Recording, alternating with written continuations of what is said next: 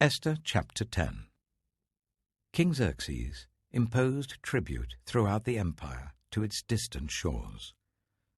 And all his acts of power and might, together with a full account of the greatness of Mordecai, whom the king had promoted, are they not written in the book of the annals of the kings of Media and Persia?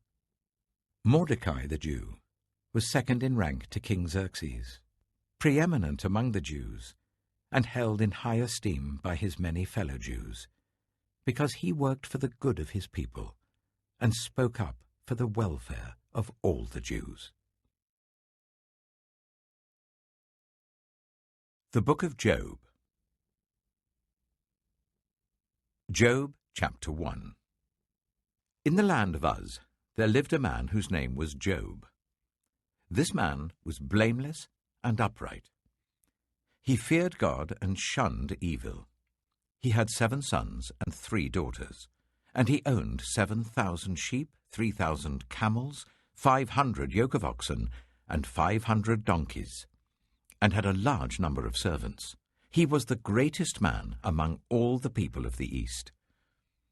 His sons used to hold feasts in their homes on their birthdays, and they would invite their 3 sisters to eat and drink with them.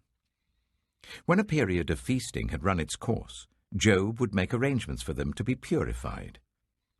Early in the morning he would sacrifice a burnt offering for each of them, thinking, "Perhaps my children have sinned and cursed God in their hearts." This was Job's regular custom. One day the angels came to present themselves before the Lord, and Satan also came with them. The Lord said to Satan, "Where have you come from?"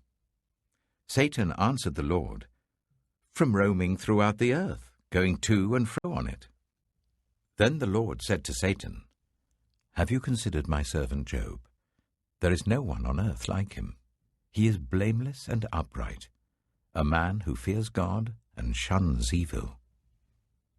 "Does Job fear God for nothing?" Satan replied. "Have you not put a hedge around him and his household and everything he has? You have blessed the work of his hands, so that his flocks and herds are spread throughout the land. But now stretch out your hand and strike everything he has, and he will surely curse you to your face." The Lord said to Satan, "Very well then. Everything he has is in your power. But on the man himself do not lay a finger." Then Satan went out from the presence of the Lord.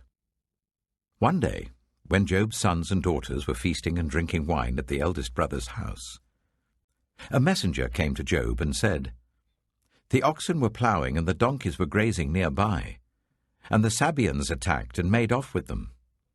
They put the servants to the sword, and I am the only one who has escaped to tell you." While he was still speaking, another messenger came and said, "The fire of God fell from the heavens and burned up the sheep and the servants, and I am the only one who has escaped to tell you."